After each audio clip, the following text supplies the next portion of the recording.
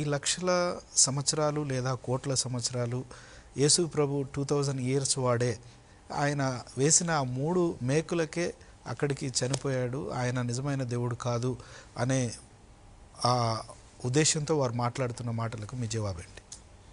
Sure అండి.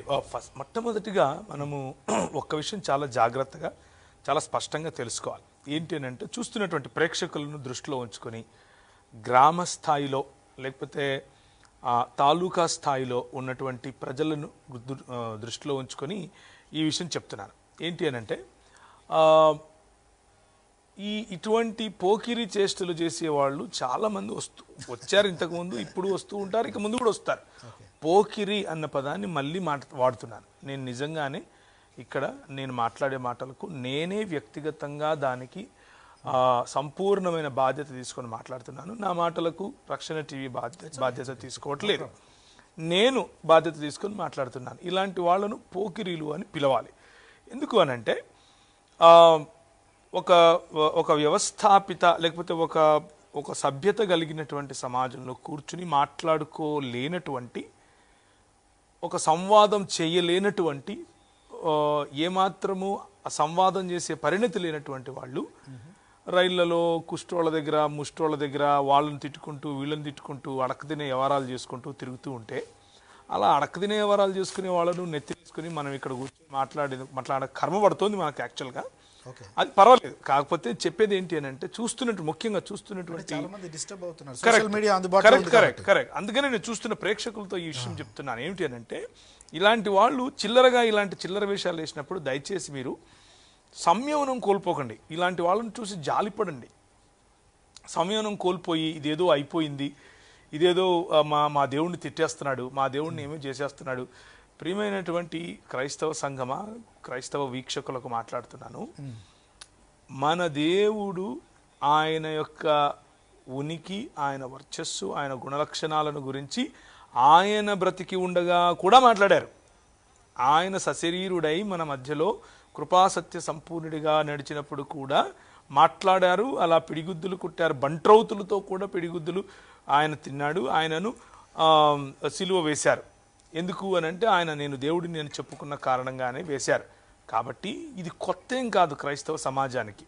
2000 సంవత్సరాలుగా మనం దీని గుండా వెళుతూ ఉన్నాం. పేతురు ఏమన్నాడు అని అంటే, ఇలా మన పైన నిందారోపణలు జరిగినప్పుడు దానిని consider it as N honour, దాన్ని ఒక ప్రివిలేజ్గా మనం తీసుకోవాలి, సంతోషించాలి. ఎందుకు అని అంటే, ఇటువంటి ఎక్కువ అయ్యే రోజుల్లో మన ప్రభువు చెప్పిన మాటలు సత్యమవుతున్నాయి అన్న సంకేతాలను మనం తీసుకోవాలి. మన ప్రభువు చెప్పాడు ఇలాంటి వాళ్ళు వస్తారని.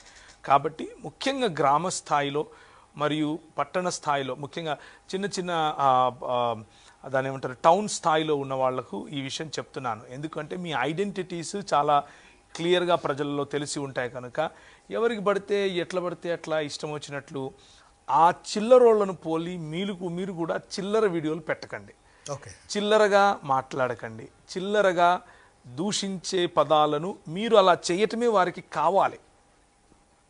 మీరు అడిగిన ప్రశ్నకు నేను సమాధానం చెప్తాను, కానీ ఇది చాలా ప్రాముఖ్యం, అందుకనే చెప్తున్నాను. మిమ్మల్ని ఇలా రెచ్చగొట్టడమే వాళ్ళకున్న అజెండా. మీరు 91 నుంచి చూడండి, భారతదేశంలో ఇదే జరిగింది. నేను చాలాసార్లు ఇదే రక్షణ టీవీ పరిచర్యల ప్లాట్ఫామ్ నుంచి చాలాసార్లు చెప్పాను.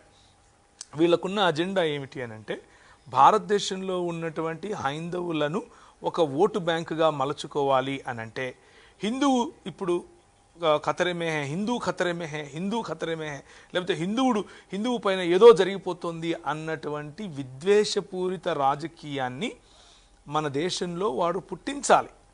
అందుకనే వాళ్లకు డబ్బులు వస్తాయి, అందుకనే వాళ్లకు విదేశాల నుంచి డబ్బులు వస్తాయి, అందుకనే వాళ్లకు ఆర్ఎస్ఎస్ లాంటి మతోన్మాద ఉగ్రవాద సంస్థలు డబ్బులు ఇస్తాయి.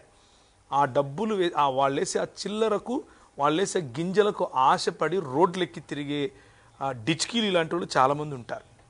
మీరు వాళ్ళని చూసి జాలిపడండి, అంతేకాని ప్రతిస్పందనను మర్చిపోయి ప్రతిక్రియను చూపిస్తే, అంటే రెస్పాన్స్ ఇచ్చే పద్ధతిని మర్చిపోయి రియాక్ట్ అయితే, ఆ ప్రతిక్రియ మన సమాజానికి, క్రైస్తవ సమాజానికి, మనం నమ్మిన సిద్ధాంతానికి వ్యతిరేకంగా పోయే అవకాశం ఉంది. అటువంటి పోకడలకు పోకండి.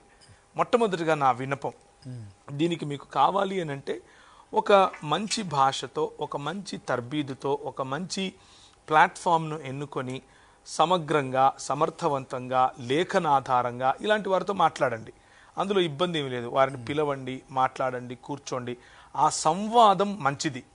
కానీ వీళ్ళు చేస్తున్నట్లు రోడ్డెక్కి ఈ ప్రజల మధ్యలో విద్వేషాలు రెచ్చగొట్టేదానికి మీరు ప్రతిక్రియను చూపిస్తే, మేము అలాగే చేస్తాం, మేము ఇదే చేస్తాం, మేము ఇట్లా, అది మన క్రైస్తవ సమాజానికి మంచిది కాదు. మొదటి విషయం గుర్తుంచుకోవాలి. రక్షణ టీవీ పరిచర్యలు యావత్ క్రైస్తవ సమాజానికి కూడా ప్రపంచవ్యాప్తంగా ఒక మంచి గొంతుకగాను, క్రైస్తవ బోధ విషయమైనటువంటి సరైన బోధ మీ వద్దకు తీసుకొని రావడానికి ఒక మంచి మాధ్యమంగా ఉంది.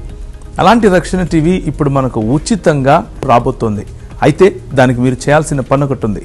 మీరు చూడాలనుకున్నటువంటి మంచి మంచి ప్రోగ్రామ్స్, అసలైన ప్రశ్న సిసలైన జవాబు, Dhanya, happy greetings, tele Sunday school లాంటి మంచి మంచి ప్రోగ్రామ్స్ మీరు మీ పిల్లలు కలిసి ఆనందించాలి అని అంటే మీ డిటిహెచ్ మరియు శాటిలైట్ టీవీ ప్రొవైడర్స్కి ఫోన్ చేయండి.